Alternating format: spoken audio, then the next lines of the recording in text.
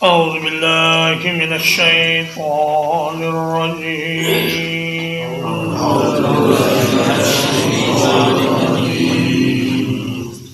يا بني أقم الصلاة اے میرے پیارے بچے نماز کو قائم کر وَأْمُرْ بِالْمَعْرُوفِ اور نیکی کا حکم دے وَانْهَ عَنِ الْمُنْكَرِ اور برائی سے منع کر وَاصْبِرْ عَلَى مَا أَصَابَكَ اور صبر کر اس مصیبت پر جو تجھے پہنچے ان ذالک من عزم الامور بلا شبہ یہ ہمت کے کاموں میں سے ہے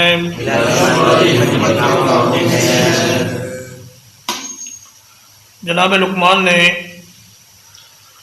اپنے بیٹے کو پہلے تو عقائد کی درستی کی طرف توجہ دلائی، عقیدہ توحید اس کے دل و دماغ میں پختہ کیا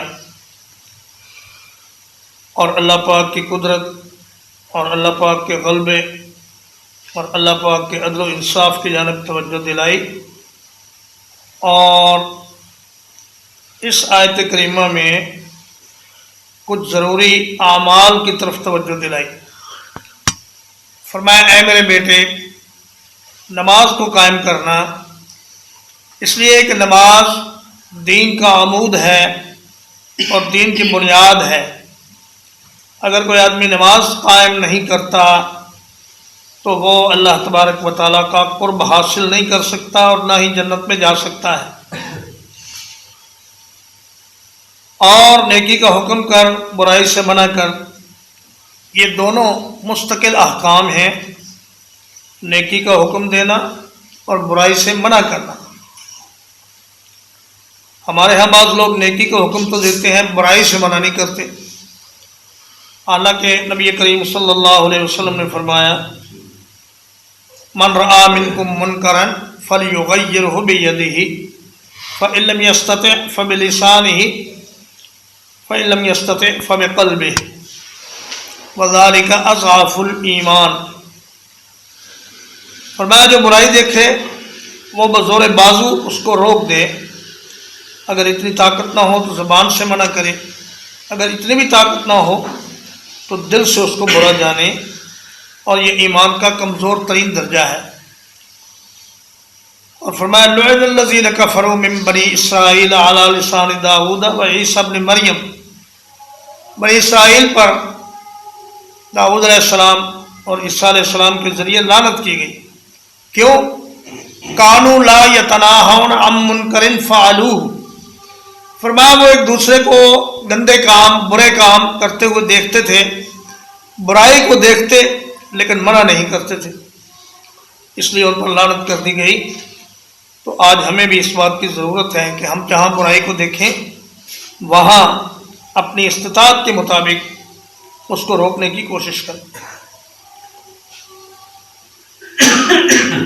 اور گویا کہ جناب لقمان نے اس آیت کریمہ میں اپنے بیٹے کو سارا دین سکھا دیا، اس لیے کہ نماز وہی پڑھے گا جو نماز کو پہلے سیکھے گا، اس کے معانی اور مطالب جانے گا، اور نیکی کا حکم وہی دے گا جس کو پتہ ہوگا کہ نیکی کہتے کسے ہیں، اور برائی سے وہی روکے گا جسے برائی کا پتہ ہوگا۔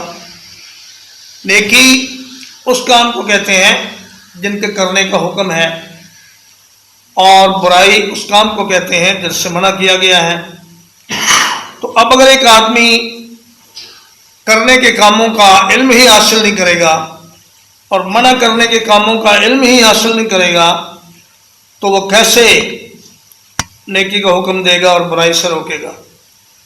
تو گویا نماز کے ساتھ ساتھ علم کی بھی ترغیب اپنے بیٹے کو دی، اور فرمایا وَاصْبِرْ عَلَىٰ مَا أَصَابَكَ، جو آدمی دعوت و تبلیغ کا کام کرے گا، نیکی کا حکم دے گا، برائی سے منع کرے گا، اس پر پھر مصیبتیں تو آئیں گی، مشکلات آئیں گی اور اس کے اوپر پریشانیاں آئیں گی، تو ان مصیبتوں میں اور ان پریشانیوں میں صبر سے کام لینا ہے اور اپنے ہمت کو بلند رکھنا ہے۔ اور فرمایا کہ ان ذالک من عزم الامور، یہ جتنے بھی کام ہیں، عزم کا معنی یا تو ہے واجب کہ یہ کام سارے واجب اور فرض ہیں، اور یا اس کا معنی یہ ہے کہ یہ کام بڑی عزم و ہمت کا تقاضا کرتے ہیں، اور دین کی دعوت کا کام وہی کر سکتا ہے جو ہمت سے کام لے، بزدل اور کمزور آدمی کا یہ کام نہیں۔ وَلَا تُصَغِّرْ خَدَّكَ لِلنَّاسِ، اور نہ ٹیڑھا کر اپنے رخسار کو لوگوں کے لیے، وَلَا تَمْشِ فِي الْأَرْضِ مَرَحًا، اور نہ زمین میں اکڑ کر چل، ان اللہ لا يحب كل مختال فخور، بلا شبہ اللہ تعالیٰ کسی بھی اکڑنے والے، فخر کرنے والے کو پسند نہیں کرتا۔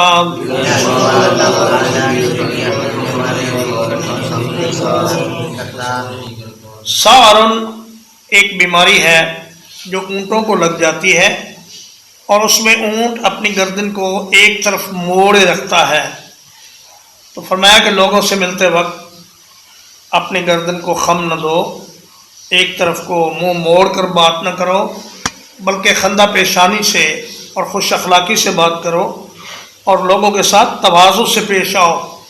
جو آدمی اپنے آپ کو بڑی چیز سمجھتا ہے اور دوسروں کو حقارت کی نگاہ سے دیکھتا ہے، اللہ کے نزدیک وہ انتہائی گھٹیا اور ذلیل انسان ہے، اور متکبرین کو قیامت کے دن اللہ تعالیٰ چیونٹیوں کی شکل میں میدان حشر میں اٹھائیں گے، وہ لوگوں کے پاؤں کے نیچے مسلے جا رہے ہوں گے، اور یہ ان کو ان کے تکبر کی سزا دی جائے گی۔ تو فرمایا زمین میں اکڑ کر مت چلو، ولا تمشِ فی الارض، نہ چلو زمین میں، چلنا تو زمین ہی میں ہوتا ہے، پھر ساتھ میں خاص طور پر فی الارض کا ذکر کیوں کیا؟ وہ اس لیے کہ اے بندے، تو اسی زمین سے پیدا ہوا ہے اور تجھے اسی زمین میں واپس جانا ہے، اور جن کے ساتھ تو بدتمیزی کر رہا ہے، بد اخلاقی کر رہا ہے، انہوں نے بھی مر کے وہیں جانا ہے جہاں تم نے جانا ہے، تو اسی زمین کا پیٹ تمہارا گھر ہے، اور قیامت تک تمہیں وہیں پہ رہنا ہے۔ اس لیے یہ اکڑ پھکڑ اور شوخی اس کو چھوڑ کر اللہ کے نیک بندے بن کر رہو، اور لوگوں کے ساتھ پیار محبت سے اور نرمی سے پیش آؤ۔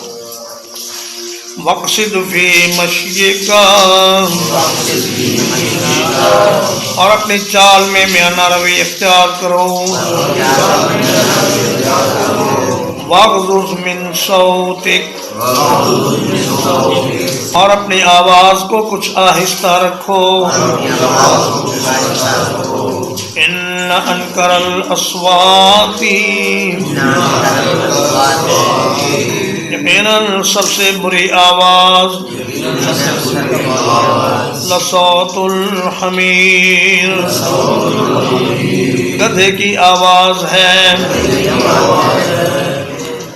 میں زمین میں بہت زیادہ پاؤں مار مار کر تیز تیز مت چل،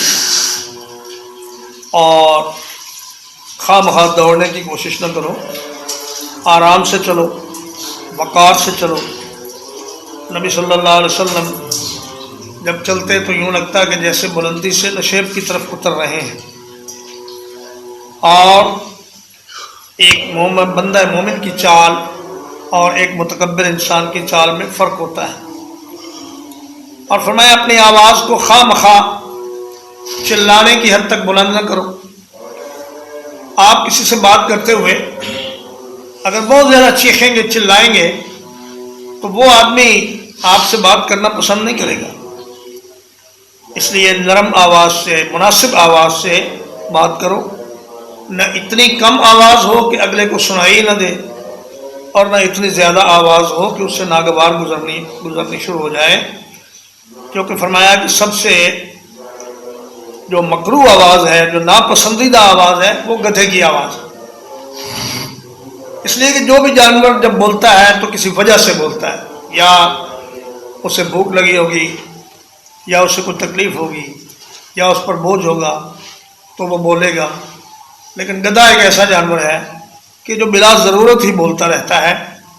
اور اللہ نے جہنم کا جوش ہے اور اس میں سے اٹھنے والی آواز ہے، اس کو بھی شہیق فرمایا، اور جہنمیوں کی چیخ و پکار کو بھی زفیر اور شہیق فرمایا. اور یہ گدھے کی آوازیں ہیں. نبی صلی اللہ علیہ وسلم نے فرمایا کہ جب تم مرغے کو دیکھو تو اللہ کی رحمت کا سوال کرو، اس لیے کہ مرغا فرشتے کو دیکھتا ہے. اور جب تم گدھے کی آواز سنو، گدھے کا ہینگنا سنو، تو اس وقت اللہ سے شیطان کے خلاف پناہ مانگو، اس لیے کہ گدھا شیطان کو دیکھتا ہے. اور حمیر حمار کی جمع ہے، یہاں واحد کی بجائے جمع اس لیے استعمال فرمایا کہ جب گدھے مل کر بولنا شروع کر دیتے ہیں تو یہ منظر بڑا ہولناک ہو جاتا ہے. ترجمہ ایک بار، یا بنی اقم الصلاۃ، اے میرے پیارے بچے نماز کو قائم کر. وَأْمُرْ بِالْمَعْرُوفِ، اور نیکی کا حکم دے. وَانْہَ عَنِ الْمُنْکَرِ، اور برائی سے منع کر. وَاصْبِرْ عَلَىٰ مَا أَصَابَكَ، اور صبر کر اس مصیبت پر جو تجھے پہنچے. ان ذالک من عزم الامور، بلا شبہ یہ ہمت کے کاموں میں سے ہے. ولا تصغر خدک للناس، اور نہ ٹیڑھا کر اپنے رخسار کو لوگوں کے لیے. ولا تمش فی الارض مرحا، اور نہ زمین میں اکڑ کر چل. ان اللہ لا يحب كل مختال فخور، بلا شبہ اللہ تعالیٰ کسی بھی اکڑنے والے، فخر کرنے والے کو پسند نہیں کرتا.